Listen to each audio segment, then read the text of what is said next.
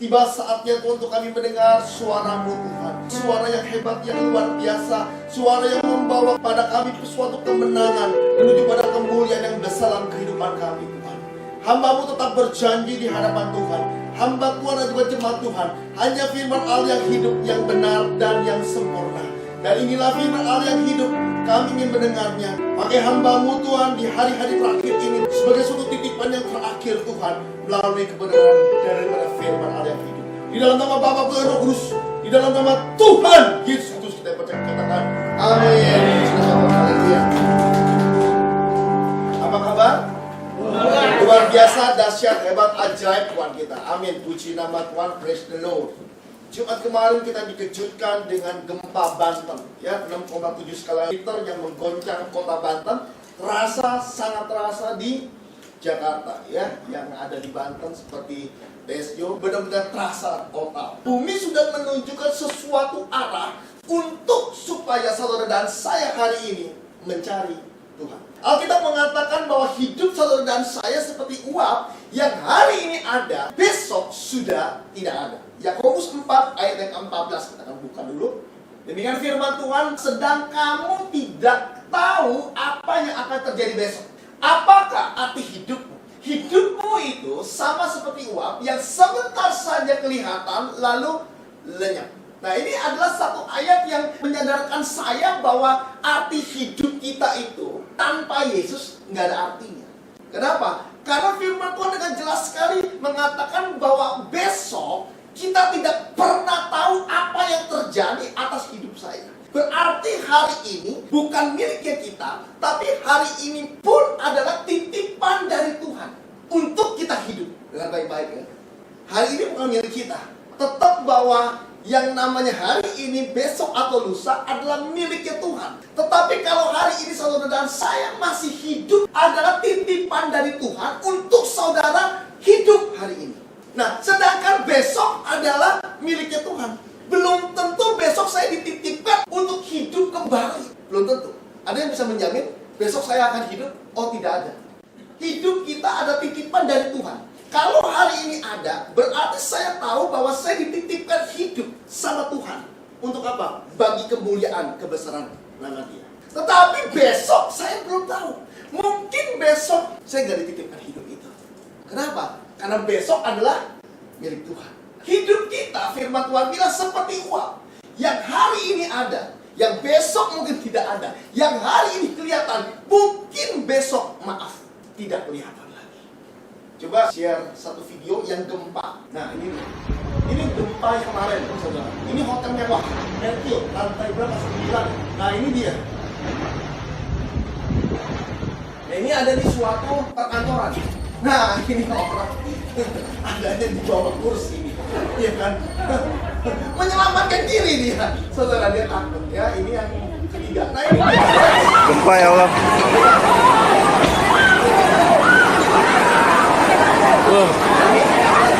Gempa banget coy. Lampu ya, lampu dan juga pernak-pernik yang ada di atas itu goyang semuanya. Kolam berenang juga goyang. Terus habis itu yang kedua di sebuah perkantoran, saya nggak tahu perkantoran itu di mana, tapi yang pasti ada orang-orang menyelamatkan diri. Nah, ini penting juga, ya kan? Ada di bawah meja. Yang ketiga adalah banyak orang-orang yang ada di gedung yang pada keluar semuanya. Kenapa? Karena mereka ketakutan. Keluar semuanya tuh. Wah, ya kan, rame sekali keluar total semuanya. Dan saya terlalu yakin dan saya terlalu percaya juga ketika Anda ada di mall, ketika ada di gedung, ketika Anda ada di suatu tempat, dimanapun juga Anda akan melarikan diri. Kenapa? Melarikan diri. Kenapa? Saudara lari dan takut pasti. Betul tidak? Kenapa kita bisa takut, Pak? Padahal end of the end dalam hidup kita adalah mati. Tidak mungkin kita tidak mati. Dan setiap orang yang kemarin gempa, ketakutan yang luar biasa. Takut bahwa saya mati. Kalau saya mati, saya kemana kematian ini? Padahal firman Tuhan dengan jelas sekali mengatakan, ketika saudara dan saya mati, saudara dan saya penuh dengan kemuliaan Tuhan. Tapi pada waktu gempa, kita melarikan diri. Ini aneh. Karena mati satu-satunya cara untuk saudara dan saya ketemu sama Tuhan. Tapi kita menghindari mati karena gempa. Seharusnya kematian itu adalah hal yang menyenangkan buat kita. Kenapa, Pak? Menyenangkan. Karena mati ada satu-satunya cara untuk saudara dan saya hari ini bisa ketemu Tuhan. Satu-satunya cara untuk saudara dan saya hari ini untuk mengakhiri semua kelelahan dalam kehidupan kita dan kita bertemu dengan pencipta kita, yaitu Allah. Kekristenan punya satu pandangan, punya satu landasan yang sangat kuat sekali. Ketika orang meninggal, ketika orang mati, rohnya langsung otomatis ada di dalam kerajaan Allah yang penuh dengan kemuliaan. Roma 5 ayat ke-9 sampai ayat ke-10. Lebih-lebih karena kita sekarang telah dibenarkan oleh darahnya, kita pasti akan diselamatkan dengan baik-baik. Kekristenan ada suatu kepastian, jaminan keselamatan. Saudara dan saya punya jaminan kepastian keselamatan. Kepastian keselamatan itu ada di dalam apa? Di dalam Kristus Yesus. Kita pasti akan diselamatkan. Kata pasti tidak pernah ada di kitab manapun juga. Saya mau tekankan. Tunjukkan sama saya kata pasti diselamatkan. Tidak pernah ada. Tapi kekristenan luar biasa. Bukan hanya diselamatkan, tapi dipastikan bahwa saudara dan saya yang meninggal dalam Kristus pasti diselamatkan. Ayat ke-10. Sebab jikalau kita ketika kita masih berseru diperdamaikan dengan Allah oleh kematian anaknya, lebih-lebih kita yang sekarang telah diperdamaikan pasti akan diselamatkan oleh hidup. Ada dua ayat yang saling menguatkan, yang saling mengikat dengan satu kata adalah kata pasti. Jadi kehidupan kekristenan ada suatu kepastian bahwa saudara dan saya pada waktu sudah take off, pada waktu kau sudah cut off dalam hidupmu ini, pasti akan diselamatkan melalui kemuliaan yang besar dalam kehidupan kita. Kematian adalah hal yang menyenangkan. Yang kedua, kenapa orang takut terhadap gempa selain yang namanya kematian. Orang takut cacat. Kalau tidak mati dia cacat, dia takut. Pak, kalau mati masih oke, Pak. Tapi kalau cacat, aduh, benar-benar. Tangannya buntung, kakinya buntung, dan lain-lain semuanya. Tapi saya terlalu yakin, penyataan Tuhan sempurna dalam kehidupan kita. Maka itu hari ini saya ingin berbagi buat kita semua adalah the real protection. Adalah penyertaan, perlindungan, cover, proteksinya Tuhan yang real, yang nyata untuk saudara dan saya hari ini. 1 Tesalonika 5 ayat ke-23 demikian firman Tuhan. Semoga Allah damai sejahtera menguduskan kamu seluruhnya, dan semoga roh, jiwa, dan tubuhmu terpelihara sempurna dengan tak bercacat pada kedatangan Yesus Tuhan kita. Firman Tuhan memastikan bahwa saudara dan saya pada waktu engkau hidup dalam dunia ini tidak mungkin cacat. Apa yang tidak mungkin cacat, Pak? Tubuhmu, jiwamu, rohmu tidak mungkin cacat. Dia janji dalam hidup kita. Jadi karena gempa cacat, maaf. Ketika ada orang gempa cacat, cross check dalam hidupnya dia. Saya tidak mendeskripsikan siapapun itu. Tapi cross check lah. Karena firman Tuhan bilang, terpelihara sempurna dengan tak bercacat dalam kedatangan Yesus Tuhan kita.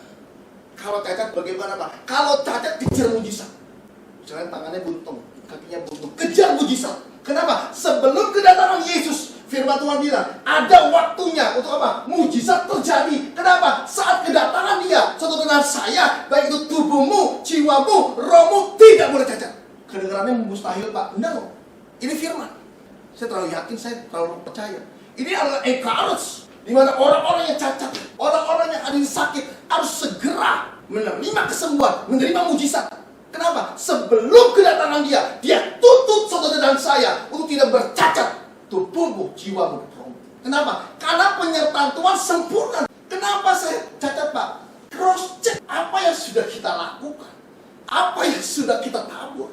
Cross check semuanya. Kenapa? Karena ada historicalnya, ada riwayatnya. Keadaan hidupmu hari ini emang benar-benar karena Tuhan mau kita seperti ini? No. Ada riwayatnya, saudara. Kemarin saya dikejutkan sama satu orang jemaat tapi sudah tidak aktif. Tolong doa saya, Pak. Saya kena kanker payudara dan sudah diangkat. Saya kemo dan saat ini saya gundul, saya botak. Tapi dia tetap bilang penyertaan Tuhan sempurna. Yes, saya yakin itu penyertaan Tuhan sempurna atas hidupnya dia. Tapi maaf, kenapa Tuhan izinkan hal itu terjadi dalam hidup saya? Suatu tanda tanya. Jawab itu. Cross check lah. Tuhan gak mungkin memberikan pencobaan-pencobaan yang melebihi daripada kekuatan kita. Dia tidak mungkin melebihi daripada ketakutan kita. Tapi cross check lah. Kenapa itu bisa terjadi? Penyertaan Tuhan sempurna pastinya. Saat sudah sakit pun orang Kristen penyertaannya sempurna. Tetapi kenapa hari ini kok bisa sakit? Kenapa hari ini kok bisa ada kanker? Mungkin juga engkau dendam, sakit hati, akan pahit. Dan muncullah penyakit-penyakit itu. Hari ini saya mau supaya saudara dan saya tahu penyakit dalam tubuh kita itu bukan karena Tuhan, tetapi karena diri kita sendiri. Cross check, check up your heart. Tuhan tetap baik, betul Tuhan tetap baik. Penting buat kita men-check up hati kita ini seperti apa. Doain, Pak, doain, ya. Doakan, cross check. Pak, saya melayani Tuhan, saya memberikan persepuluhan, memberikan persembahan. Saya sama Tuhan tidak hitung-hitungan semuanya, Pak. Tapi kenapa Tuhan izinkan saya seperti hari ini? Jawaban pendeta gampang. Yang klasik adalah seperti ayat. Udah ada contohnya. Itu paling gampang, itu jawaban pendeta itu. Kalau saya tidak, kamu bisa melayani Tuhan. Kamu bisa memuji menyembah Tuhan. Kamu bisa memberikan persepuluhan. Tapi hatimu di mana? Cross check your heart. Tuhan bukan Tuhan yang gila. Yang tiba-tiba dia izinkan penyakit itu ada. Cacat itu ada. Maaf. Tuhan udah Tuhanku penuh dengan kasihnya yang begitu sangat besar. Cross check your heart. Jangan sampai nih, yang ada di hati ini justru merusak kehidupan kita. Merusak roh kita. Merusak jiwa kita. Merusak yang namanya tubuh kita. Muncul kanker, muncul tumor, dan lain-lain semua. Penyakit apapun juga. Bukan Tuhan tidak mau menyelesaikan. Bukan Tuhan tidak mau menyembuhkan, tidak. Cross check dulu. Yang terpenting buat Tuhan bukan doa kesembuhan. Saya mau bilang, Bukan kau didoakan untuk menerima kesembuhan. No, yang terpenting buat Tuhan hari ini, saudara dan saya harus kembali kepada Tuhan. Kemarin saya ketemu Sotomi, salah satu pemilik franchise-nya. Ya, kami banyak ngobrol, selesai ngobrol, saya bilang, ibu gereja mana? Dulu sih Pak. Dulu. Kok ada dulu? Saya bingung.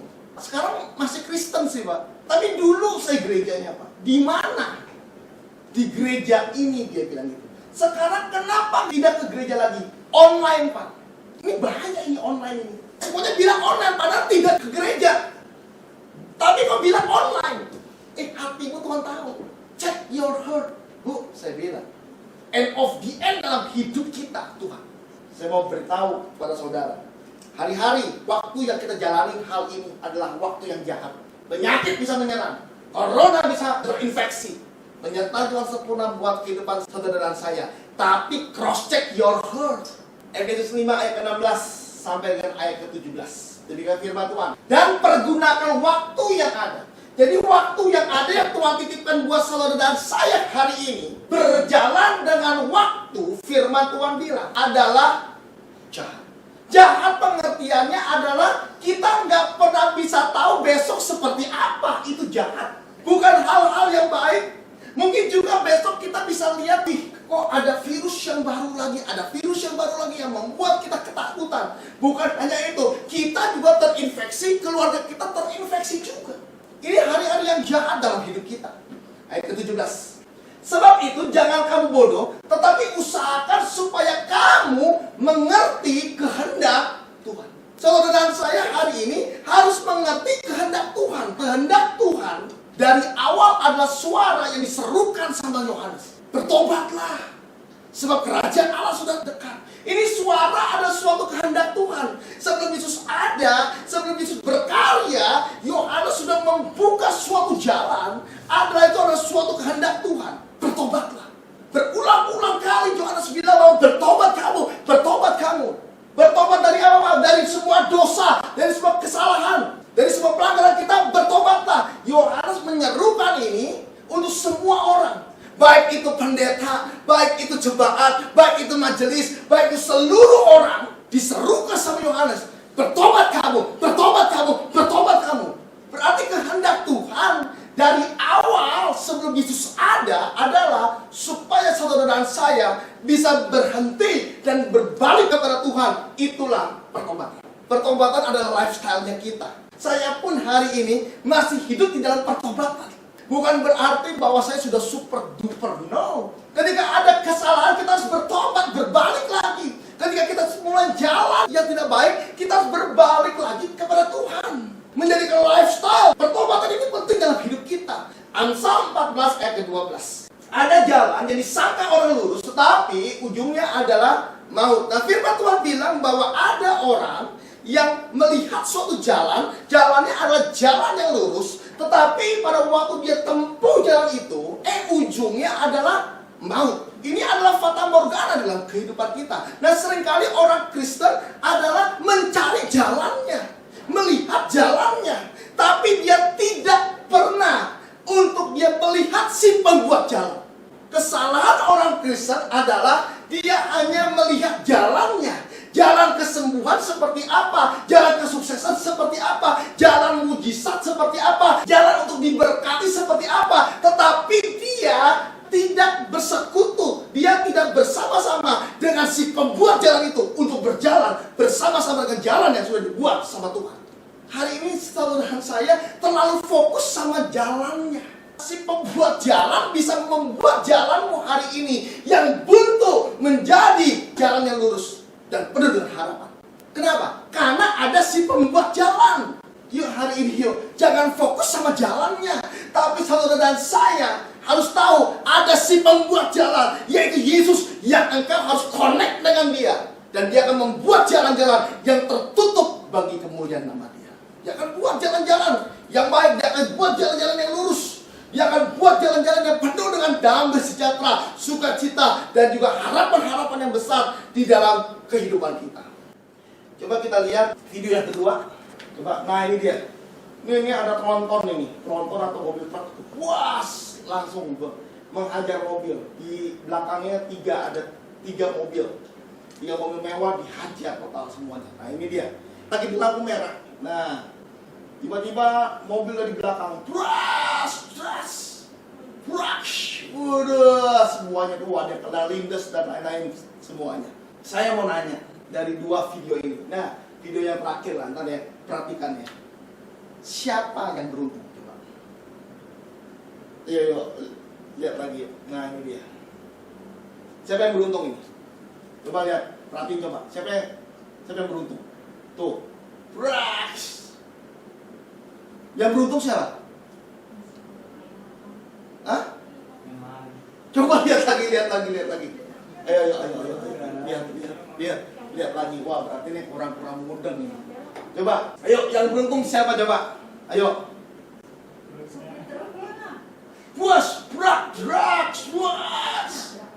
Drugs semuanya. Yang beruntung siapa? Parkir yang di halte. Yang di halte, yang di parkir. Terus siapa yang beruntung? Motor yang di kanan. Hah? Motor di sebelah kanan. Nah, sekali lagi. Kelihatannya Anda kurang. Coba lihat. Nih, siapa yang beruntung ini? Drugs semuanya. Siapa yang beruntung? Hah?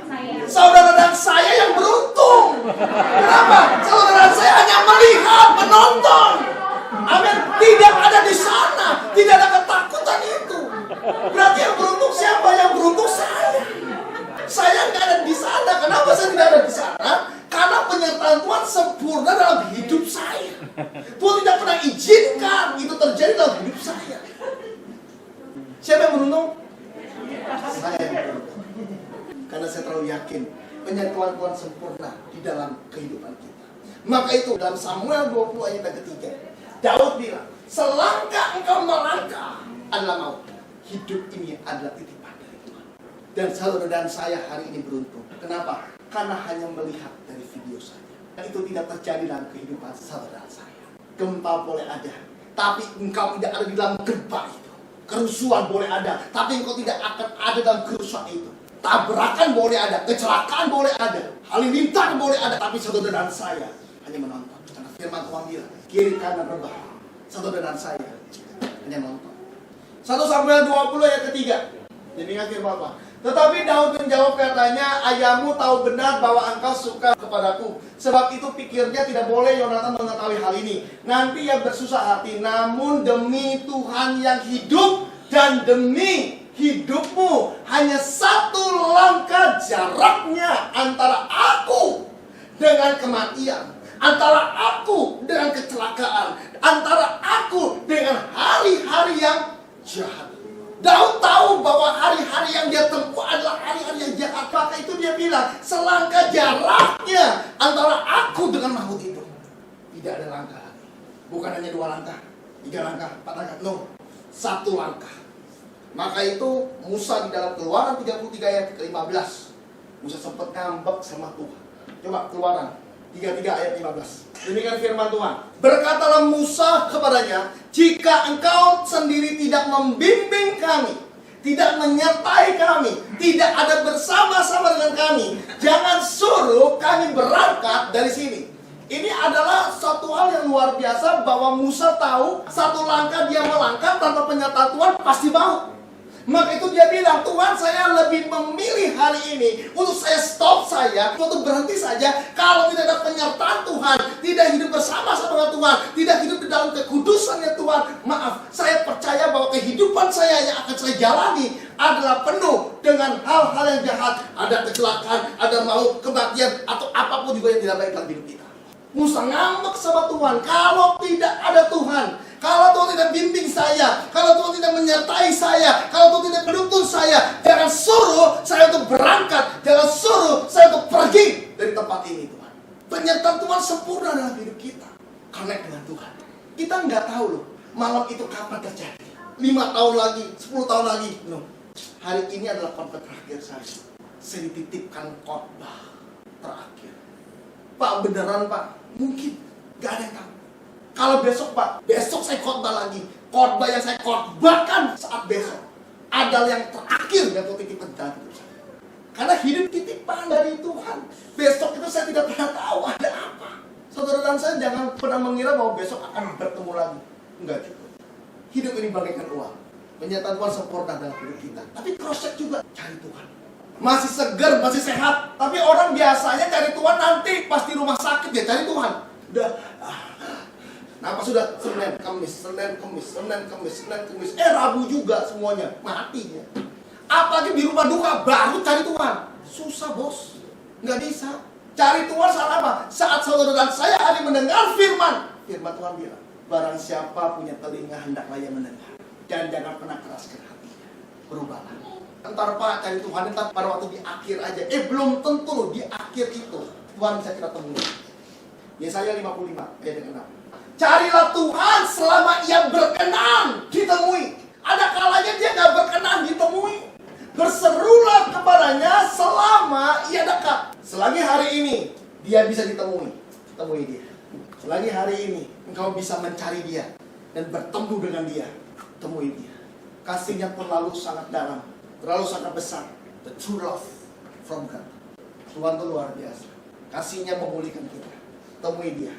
Ada kalanya pada waktu kau jauh dari dia, engkau berseru pun maaf. Tuhan kagak dengar itu.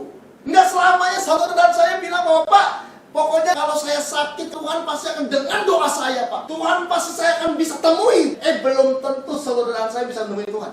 Belum tentu. Kenapa Pak? Yesaya 59 ayat yang pertama. Sesungguhnya tangan Tuhan tidak kurang panjang untuk menyelamatkan. Jadi gini, tangan Tuhan spesial untuk saudara saya untuk menyelamatkan. Yang kedua, dan pendengarannya tidak kurang tajam untuk mendengar. Jadi Tuhan punya telinga, itu spesial khusus. Itu untuk saudara, untuk mendengar jeritan kita, seruan kita. Allah menciptakan telinganya spesial khusus. Saya mau beritahu. Untuk apa? Untuk mendengar dengar saya. Bayangin, dia ciptakan telinga. Allah punya telinga, itu spesial khusus loh. Ini kasih yang besar. This is the true love. Anda jangan kira bahwa Pak, Tuhan memang udah punya tangan dan punya telinga Pak. No. Bagi Tuhan tidak penting tangan sama telinga dia. Tapi bagi dia penting sekali. Kalau dia punya tangan, tangannya untuk menyelamatkan saudara. Kalau dia punya telinga, telinganya untuk mendengar semua seruan-seruan saudara. Berarti saudara dan saya spesial banget di hadapan dia. Dia hanya menciptakan tangan dia untuk saudara, telinga dia untuk saudara. This is the true love. Kasih yang besar. Ayat yang kedua. Tetapi yang merupakan pemisah antara kamu dengan Allahmu ialah segala kejahatan. Dan yang membuat dia menyembunyikan diri terhadap kamu sehingga ia tidak mendengar ialah apa? Segala dosa. Jangan membuat Tuhan main petak umpet. Capek masalahnya. Berarti dosa pelanggaran kita. Clean up. Hentikan hari ini. Berbaliklah kepada Tuhan. Yang membuat main petak umpet itu saudara dan saya. Tuhan capek loh main petak umpet. Kadang-kadang dia ada, kadang-kadang nggak ada. Kadang-kadang mujizat terjadi, kadang-kadang mujizat nggak terjadi. Temui dia. Bagaimana Pak? Kejahatan, dosa kita hentikan sebenarnya. Dosa diampuni, kejahatan Tuhan akan lupakan. Diampuni sama Tuhan. Semua pelanggaran kita. Tapi satu hal yang terpenting saudara dan saya hari ini berhenti dari dosa. Ketika ada dosa bagaimana Pak? Ketika ada dosa, yuk hari ini kembali lagi kepada Tuhan. Minta ampun, bertobatlah. Maka itu suatu gaya hidup kita. Jangan disangka bahwa hamba-hamba Tuhan ini lepas dari dosa. Oh tidak. Justru dosa ada tersembunyi di balik bungkusan pendeta dan pastor. Dibungkus rapih. Seberapa banyak hari ini hamba-hamba Tuhan besar memberikan persembahan, memberikan persepuluhan. Harus di gereja yang subur, gereja yang besar. Katanya seperti itu. Kalau gerejanya maaf, jemaatnya cuma 20 orang, 50 orang, paling banyak 100. Berarti gereja itu tidak subur. Jangan berikan persembahan dan persepuluhan dalam gereja itu. Gak apa-apa. Sedang menghina Yesus. Padahal 2-3 orang berkumpul, aku ada. Berarti 2-3 orang berkumpul, itu gereja-gereja tandus itu berarti. Hati-hati. Semua ingatkan kita. Jangan pernah meremehkan Tuhan. Hamba Tuhan Anda boleh remehkan. Tapi jangan pernah meremehkan Tuhan dan juga apa yang sudah Tuhan bangun dalam hidup kita. Jangan memberikan, bayangin. Udah gereja kecil, butuh dana, butuh untuk pelayanan, jangan berikan. Kenapa? Karena itu tandus. Berikan yang subur. Gerejanya udah besar, pemain musiknya banyak, singernya banyak, song leadernya bisa 2 atau 3, dengan alat-alat musik yang canggih total, temboknya megah, ada LCD-nya maaf, bukan ukuran 25 inch, 26 inch seperti ini. Ukurannya itu bisa 150 inch. Dan jemaatnya banyak. Minimal berapa? 1.000, 2.000, 3.000 orang. Ukurannya itu. Berarti gereja yang kecil tidak ada Tuhannya. Hati-hati, jangan meremehkan Tuhan saya. Saya hanya bilang, jangan pernah meremehkan Tuhan. 2-3 orang berkumpul Tuhan ada. Komunitasnya paling kecil. Kalau 2 orang, 3 orang berkumpul, tujuannya adalah Tuhan. Tapi kalau ribuan orang berkumpul, tujuannya apa? Kesembuhan, mujizat. Dia bukan fokus sama si pembuat jalan, tapi dia fokus sama jalan. Jalan bagaimana supaya saya bisa makmur, saya bisa diberkati. Jalan supaya saya bisa menerima kesembuhan. Jalan supaya saya bisa menerima mujizat dari Tuhan. Tapi dia lupa, ada si pembuat jalan yang harus connect dengan dia, yaitu Yesus namanya. Saya ini khotbah di gereja besar, ratusan orang, yes, kami KKR dan lain-lain semuanya. Tapi cuma diundang sekali. Kenapa? Karena yang dibahas ini, orang pasti tidak pernah mau gerejanya dibahas tentang dosa. Kenapa? Cepat kabur pasti. Bahas dosa. Supaya apa? Supaya kita berubah dalam hidup kita. Dosa itu nggak usah nanya konsul sama pendeta. Pak pendeta maaf. Kenapa kamu? Iya Pak, saya ngelakuin ini itu benar atau enggak? Udahlah. Jangan main badut-badutan. Jangan main lucu-lucuan. Saudara tuh tahu salah atau tidak. Lewat apa? Hati nurani. Tidak usah lewat firman. Firman ini terlalu mulia untuk bisa menegur hati kita. Lewat hati kita sendiri aja kita tahu loh bahwa ini salah loh.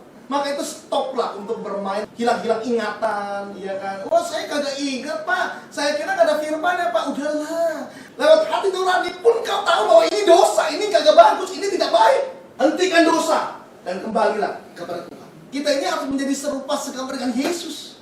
Tapi masalahnya satu. Yesus sudah mengakhiri pertandingan dengan baik. Kita belum hari ini. Masih apa? Masih berjuang dengan dosa. Supaya apa? Supaya saudara dan saya bisa menerima kemenangan itu. Zakaria 1 ayat yang ketiga. Ini ayat sangat bagus sekali sih. Saya pegang ayat ini luar biasa. Sebab itu katakanlah kepada mereka, beginilah firman Tuhan semesta alam, kembalilah kepadaku. Demikian firman Tuhan semesta alam, maka aku pun akan kembali kepadamu. Benar baik? Kembali hari ini kepada Tuhan. Janjinya ketika kita kembali, Dia akan kembali dalam kehidupan saudara dan saya. Kembali dalam pengertian apa? Berhentilah berbuat dosa, bertobatlah, kita kembali kepada Tuhan. Ketika kita kembali kepada Tuhan, Tuhan kembali dalam hidup kita. Untuk apa Tuhan kembali? Memulihkan. Dosa bukan masalah yang besar bagi Tuhan. Kejahatanmu bukan masalah yang besar bagi Tuhan. Tetapi yang terpenting bagi Tuhan, yang Dia tidak bisa mengatur hidupmu, adalah kembalinya engkau kepada Dia. Dosa maaf, Tuhan ampuni. Engkau ditebus sama Dia, tapi maaf. Yang Tuhan gak bisa lakuin adalah engkau kembali kepada Dia. Dosanya diampuni, kembali kepada Tuhan. Tuhan benci dosa, tapi Dia mengasihi saudara. Bedakan antara dosa yang engkau perbuat dengan pribadi sekutunya hidup. Itu beda. Kalau Tuhan melihat dosa kita, nggak layak kita. Tapi Tuhan bukan melihat dosanya. Yang Tuhan lihat adalah kehidupan saudara dan sayanya hari ini. Kembalinya engkau kepada Tuhan. Ini yang Tuhan lihat. Dosa nggak dilihat lagi. Kenapa? Karena firman Tuhan bilang dosa diampuni.